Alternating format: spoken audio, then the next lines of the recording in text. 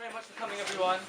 If you want more seats, people at the back, you can get them from over there. So welcome to our debate.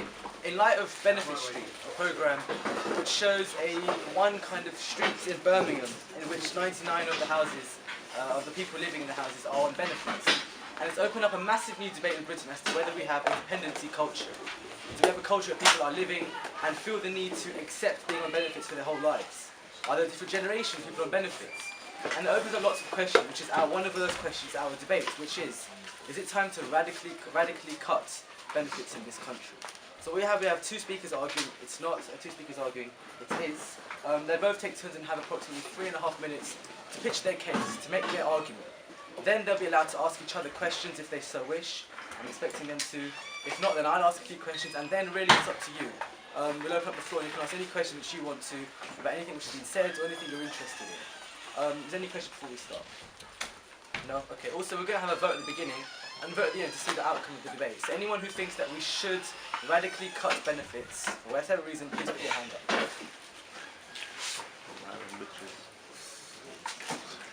Emphasis on radically. Radically, yeah, thanks a lot. Right. Okay, thank you very much. To our first speaker, who wants to go first? We're going to scrap it. Fine, you can start first. Connor Cliff, give him a round of applause.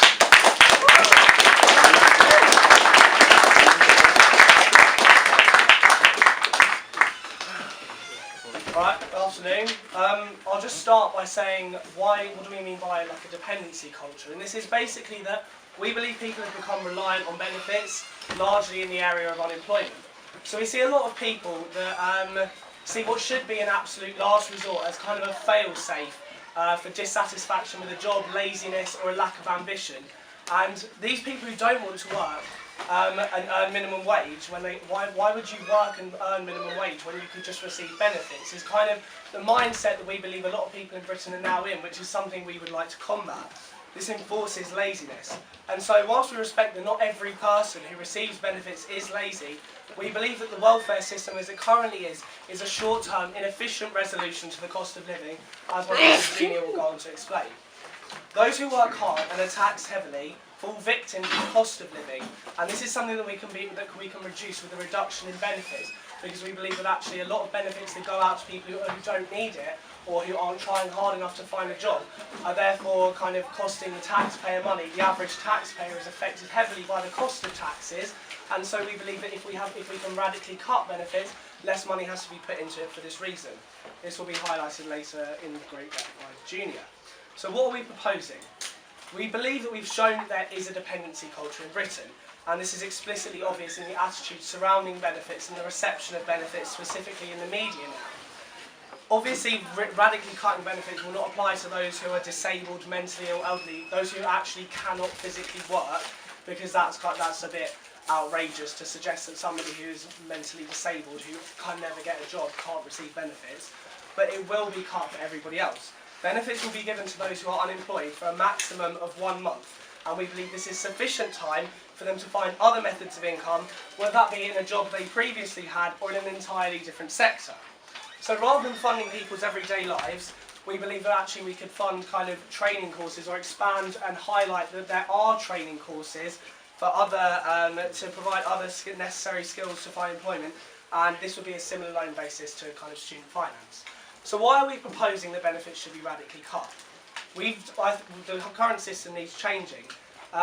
In 2011, the total government spending was 694 billion and 159 billion was spent on benefits. The British Social Attitude Survey also shows that the requirement for benefits has actually gone down in terms of people's opinion, and in 2012 it was held that 28% of people believe that governments should be spending more on welfare. When you contrast this with 1989, when 61% of people believed that the government should spend more on welfare, we see that actually people think that welfare isn't such a good thing anymore, and that it's not worth spending as much money on because of the aforementioned reasons. So cutting benefits would have a positive result in incentivising people to find jobs. This would end reliance of benefits to substitute laziness. If you're given a month to find a job, after which you'll receive no income at all, you'll be more likely to accept kind of a job that you wouldn't have before. We believe that actually this is fulfilling market potential for full employment, because you cannot simply decide that you don't want to do that job if you are going to have no income. A lot of the kind of benefits culture now is that if you are only going to earn minimum wage, why would you accept a job that you don't want to do when you could just receive benefits, which is exactly the same? We think that actually we should encourage people to go into jobs that they don't necessarily want to do in terms of efficiency. And so to ensure that full market potential is fulfilled and to ensure that the average taxpayer's money is protected, we would radically cut benefits. My partner Julia will go on to say how changing the current system must be integrated for longevity, efficiency and as a resolution to the cost of living crisis.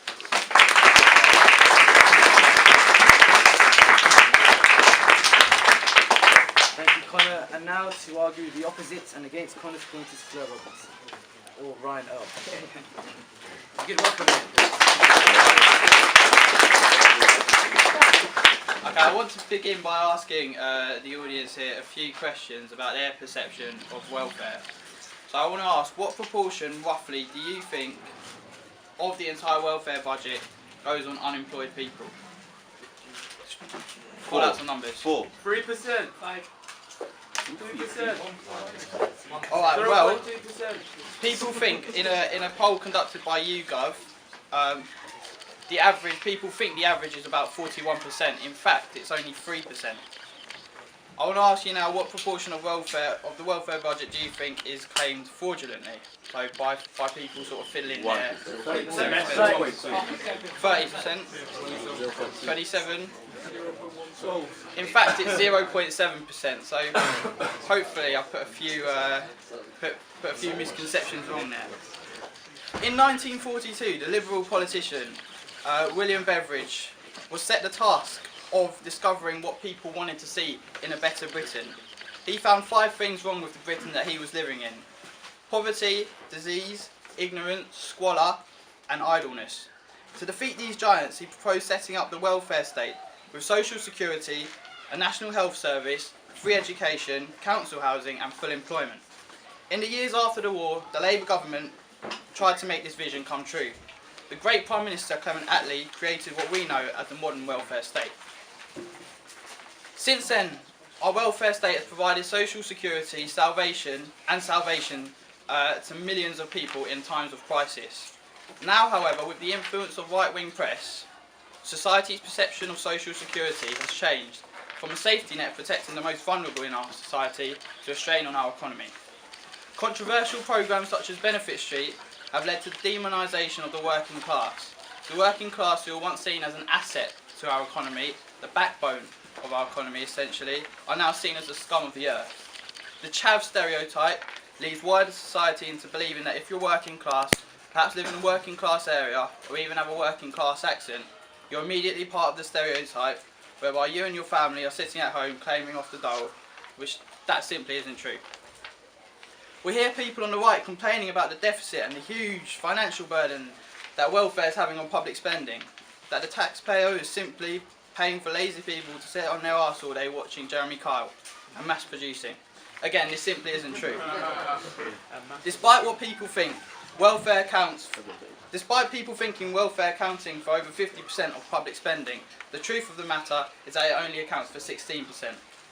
Many also believe that billions is lost through benefit fraud each year. People sitting on their arses fiddling their expenses, when in fact only 1 billion is lost each year, compared to 70 billion lost through tax evasion.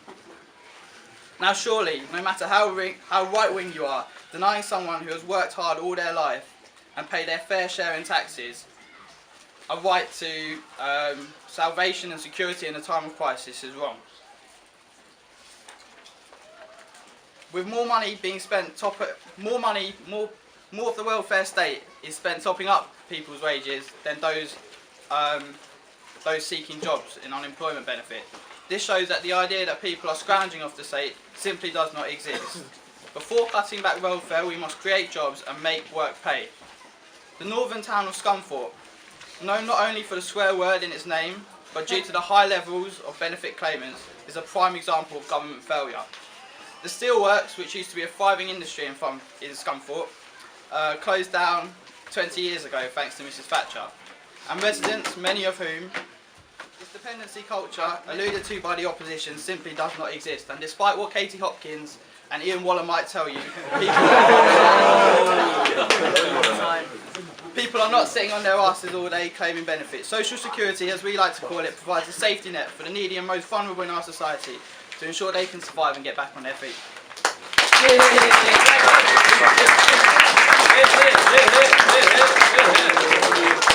Right now, we have Junior who will be continuing the argument that we should radically cut benefits. Go on, Jay. Go on, Junior. Before I start why I think that we should radically cut welfare, I just want to respond to what the opposition said. The opposition said that, well, they talked about the forming of the welfare state in 1945 by Clement Attlee after World War I ended. But I believe this is not relevant to the debate because our society has progressed, our economy is much better, economic growth is high, so there's no need to talk about the welfare state being formed. Now, I believe that we should radically cut welfare because this will allow government to help the most vulnerable people in society deal with the cost of living by cutting their taxes. Currently in the UK we have a cost of living crisis. This is undebatable. Wages are rising not as much as prices, and people are struggling. And Miliband said that there's a squeeze in the middle class. And currently the welfare system which we have in place is a handout, which means that it is giving resources and money to people that don't need it and that are lazy and lack ambition. Even though that is 3% and maybe a small margin out of the current money that the taxpayer pays, that we don't need it and it's not helpful. This is why new figures from the Organisation for Economic Cooperation and Development show that welfare spending in Britain has increased faster than any other country in Europe since 2000. For example, social housing. 1/3 of social housing tenants of working age are living in accommodation that are too big for their needs, while 250,000 families live in overcrowded accommodation. So this shows that some people are living in houses that they don't necessarily require for their needs, but they're still claiming benefits and they're still robbing money from the taxpayer, while other people who dream of home ownership and are struggling to get onto the housing market can't get homes. These people are living in homes that are not necessarily needed for them. And this is why the government introduced the bedroom tax, because they understand that there's a dependency culture. And what the bedroom tax did was it cut the amount of housing benefit that a person has if they've got one room by 14% and 2 rooms by 25%, because they realize that people don't need it and we need to take this money back to the taxpayer. So what this shows, the problem of social housing, shows that the welfare system is flawed and we must cut it. What we are proposing and what Connor talked about is a system that doesn't give people a handout, but gives people a hand up. So it helps people get out of the cost of unemployment, those that are struggling to provide for their family because they've been either made redundant or through no fault of their own. And this allows government to focus on those that are actually vulnerable and help them deal with the cost of living crisis. We believe that our system of the 1 month benefits is more efficient than their system that they're proposing, because it allows government to go further and cut people's taxes, because the money that will be saved from removing the current system will allow the government to cut people's taxes such as income tax and VAT, which is what the government did. The current coalition government, capped benefits at £26,000. £26,000 is the number they chose because this is the amount of money that the average worker in this country earns. So it means that people who are on benefits cannot earn more than people who are working, which we believe is fair. And if we were to have this new system of where someone receives benefits, unemployed working benefits for just a month, that the government could go further and cut more taxes and help those that are working hard but they feel that their income is insufficient because energy prices are rising because of fuel duty. And that's why our system, as I said, would allow people that are most vulnerable and that are hardworking families to survive the cost of living. Thank you.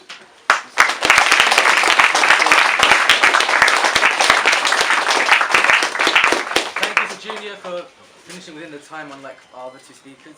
I'd like to now call Fleur to end the debates on the two opening speeches.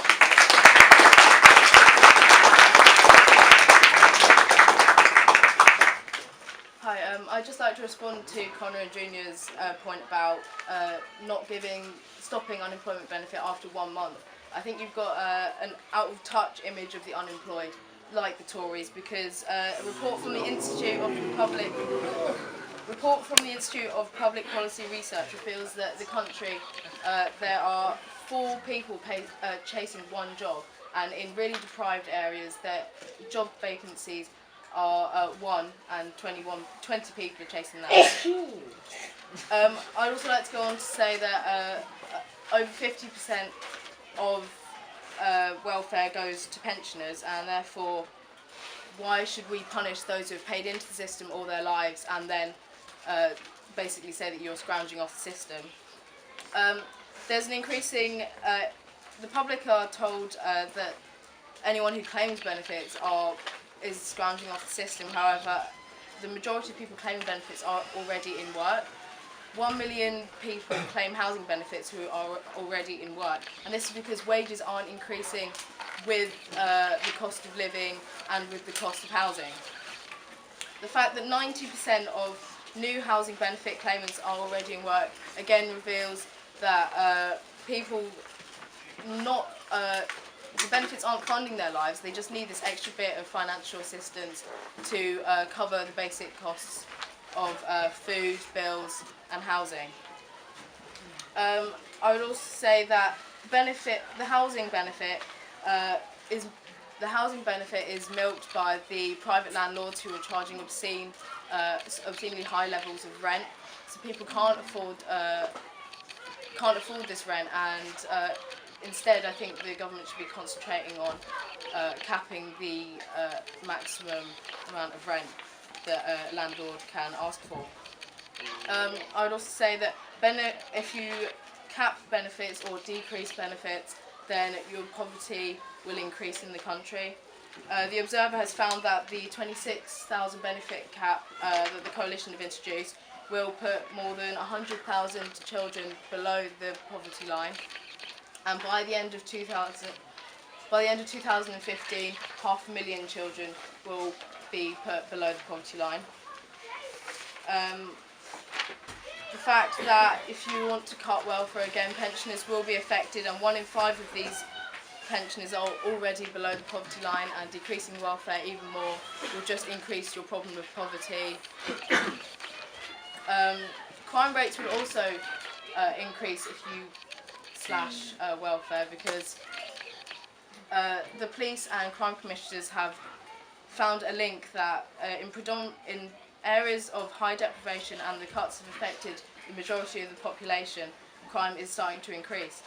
Crime rose 3% from April to November last year, and these were mainly poverty crimes, so like burglary, violent crimes, theft of cars, shoplifting.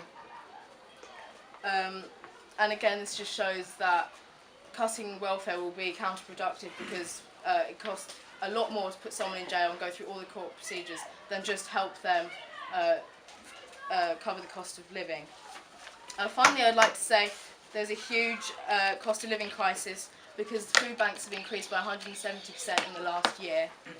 This is not due to people scrounging off the street, this is not due to people being lazy, it's because 500,000 people have needed to use the emergency service of the food banks over the past year, because people who have 0-hour contracts aren't able to have work guaranteed and money guaranteed to pay their bills. Again, this is an emergency service, and what the government should be concentrating on is fixing the crisis of the cost of living, rather than the crisis of the dependency culture. Thanks to all of the speakers. We will open up the floor for a few questions from you guys. First, I'll just run a few things by each of the speakers. Ryan, you spoke about the social attitudes towards which exist or don't exist of this dependency culture, which is what this debate is about. I'm going to read a bit of a transcript from this the benefit stream, and so I want to know what your thoughts on this. The mother is saying to her daughter, the mother is unemployed and on benefits, "You really just want to go and get a job?" The mother asks. The daughter says yes.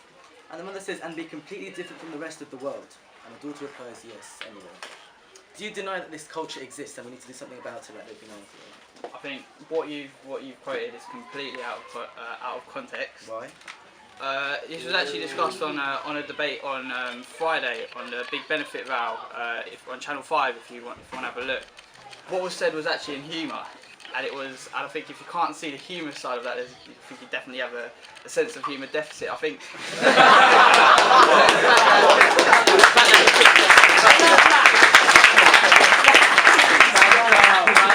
He picked up one minute quote from the entire series that has, you know, a slight stance that, you know, that there is this such benefit culture with generation after generation. The series doesn't show that then. The series doesn't. The series tries to highlight the problems that people face with benefit, and it does paint an unrepresentative and unfair picture. Okay. Connor, you began by accurately just telling us what this debate is about, cutting benefits for a month, and then ceasing after there. Did you know that for people claiming job seekers allowance, most of them are only on it for a month at a time before going into employment and maybe even coming back in, suggesting that perhaps the problem isn't the month, the problem is the job's availability. If you want to encourage people to go into a job, then you have to encourage them to go outside of their usual practice, and you have to encourage people to kind of step outside their comfort zone. A lot of people who are made redundant from kind of jobs where they feel they were quite comfortable, something they've been trained for. We believe that actually if you stop these benefits and you say that actually you're not going to get any income past this, you will incentivise them to go into jobs that they normally wouldn't look for. We think that actually you need to kind of encourage diversity in terms of how people, in terms of where the people are employed. And so, although, and yes, it's true that people only claim for kind of 1 month, but that's what we're arguing. We're arguing that a month is sufficient enough time for people to find a job. And do you think if you cut it after the month, they'll find employment after it's cut, or do you think they'll be forced into finding employment, or they'll live off the system and work in other ways? They will be forced to find employment. What if there's no employment out there? What if there's no jobs out there? You can move to other areas. You can look for other kind of. So all the benefits will be cut directly off, straight after a month. They can't find a job for whatever social reasons. You know, even if, I mean, you can't even be trained to get a job in a month, but it will suddenly be cut. We said that you could train to go on different training courses, and this would be kind of a similar loan basis to student finance. So in the same way that university students apparently don't have any money, when we have a maintenance loan and we have student finance loans, this same loan basis would be applied to people who want to get jobs in different areas and be trained in different areas of employment. That's a point made. If anyone's got any questions, please do raise your hands and ask them. Anvar, yes. Right. So the proposition keeps on talking about how.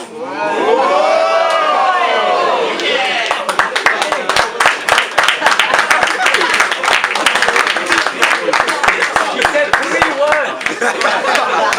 The proposition keeps on talking about how people will find new jobs and get new training. But there's a very simple number problem here. We have more than 2 million unemployed people in the UK currently. We don't have 2 million vacancies. We have nowhere near 2 million vacancies. So how exactly does the proposition show that people find jobs that are just simply not there, when even retraining or new education will not help them? How will this happen?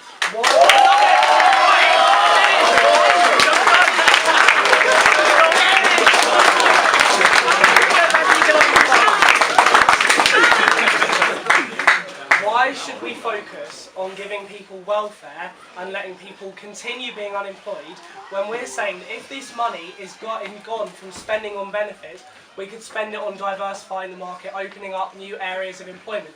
We think that actually, if you're just paying people to sit at home when they are going to be unemployed, this is a stupid use of government money. If you're just funding them being unemployed, and as you said, not having a job, how is this going to fix anything? We are implying that this is a long-term solution to kind of unemployment issues. We think that welfare is incredibly short-term in terms of giving people money to survive, and that is it. It doesn't provide the necessary relief and the necessary resolution which we believe can be put in place with cutting welfare and solving the cost of living crisis through reduced taxation and other methods like that. We think that actually welfare does not answer the issue at all.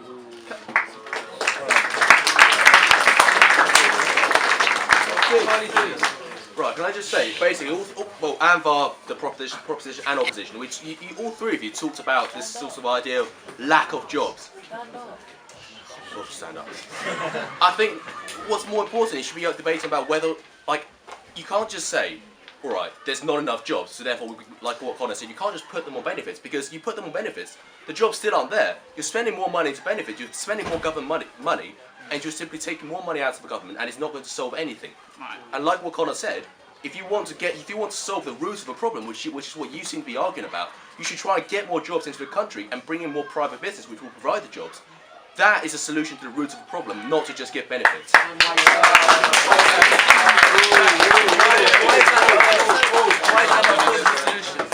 Why is what's been suggested not a plausible solution? So are we supposed to just leave them while they're trying to get a job? I just said that 4 people are going for 1 job. That's 3 who won't get that job. So we're just going to let them turn to crime, poverty, living on the streets, homelessness. But the thing is, we don't seem to understand is when you propose a benefit system, right? Your proposition is that the benefit system is going to be a temporary solution. The fact is, it's not a temporary solution. When you're spending money into benefits, those people are going to be saying they're unemployed. They're going to stay unemployed. They're not going to be employed because they've been given benefits. And the only way you can bring more businesses in is to spend money on it. You have to create an incentive for jobs to come in, and that is literally the only way you can do it. We found that being unemployed is not actually a permanent over a time length, because we found that 0.7% of households have had unemployment over 2 generations. That's the tiniest minority. Can I just say over 2 No, generations? sorry, I'm sorry, you can't as well. Yeah, Any other questions? Hello. You lot talked about there not being enough jobs, but the way the immigrants come over and find jobs would suggest that that would suggest that they are jobs that people are willing to take. I think it's very suitable for you to ask that question. Before I give it over, I should throw a statistic in. According to the recent reports, some argue 8%, some argue 12% of immigrants who are on benefits, whereas the rest of the majority of people are people who are not immigrants who are on benefits. Does anyone else want to add to what I've just said? Yeah. Okay. Any other questions? Thanks for your contribution, Chris. I think I sympathise with your argument quite a lot. I guess the main problem that I sort of have with it is the risk of collateral damage to people who do need those benefits, who are trying to be hardworking. And I understand your opinion that if you take the money that you get from cutting it, but I honestly don't believe there is enough money that you'll be able to create sufficient amount of jobs just by cutting benefits. Can you repeat that, please? In short, to avoid collateral damage, you suggest creating more jobs with the money you save from cutting benefits, but I genuinely don't think that is a viable economic solution, because I don't think there's enough money that you'll get to create more jobs. Considering the statistic that I said earlier, how the amount of money that the Britain spends on welfare is increasing. Which includes pensions. Yes, that includes pensions, childcare benefits. Is increasing faster than any other country in Europe, which has higher problems than us, because our economy is one of the largest growing economies in Britain. Therefore, the amount of in Europe. Therefore, if we were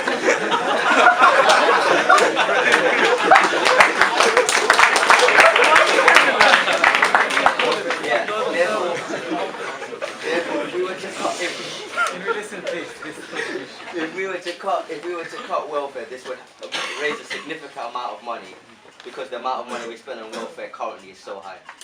Final question before we finish, Sam. With your whole cutting the benefits and the benefits is a massive drain on the system. This obviously it's not a massive drain on the system, it is a drain on the system, but obviously you don't consider the whole corporate abuse of the system and the massive numbers given here to be an issue then, if you're just going to stick with the bashing of the proles rather than bashing of the the top as well. Can I also add that the welfare budget goes on unemployment benefit? The vast majority of the welfare budget goes on pensions, followed by housing, and the rest goes topping up people's wages, because private and public sector firms don't pay their employees enough. Right, okay, well we don't think that benefits is the necessary or the correct resolution for that. If you're talking about how kind of employers aren't paying a living wage, they're paying a substandard wage, we think that actually this isn't a problem that you're going to combat or solve by welfare. With regard to the kind of, what big corporate things are you talking about? Like the £70 billion which has been evaded by tax evasion. Yes. Compared to the £1 billion lost in benefit fraud. Well then, I don't really see the correlation. You can't say that just because tax avoidance is happening that we should still keep benefits. That's something separate that you need to combat. That's not an argument that's relevant. We don't think that actually that's very true at all.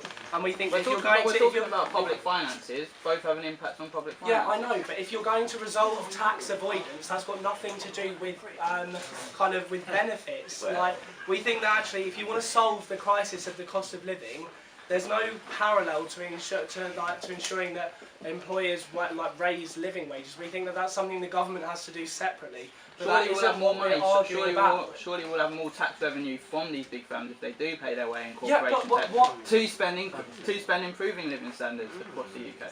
Yes, but how is that related to us paying benefits to people who don't necessarily need them? If you want to solve tax avoidance, that's not something you're going to do by paying people benefits. They're two separate arguments entirely. If you want to solve tax avoidance, you would crack down on those corporate companies. We just think that welfare payments are going to kind of unnecessary spending that we think we could resolve in other manners, such as cutting taxes. Thank you for on that note. That is the end. I'm sorry if you had more questions. Before we finish, and thank you to everyone who contributed. Can we have a raise of hand of who still thinks or has now decided that we should radically cut benefits? Okay, that's more by about a few people. Right. Thank you very much. I counted. Thank you very much.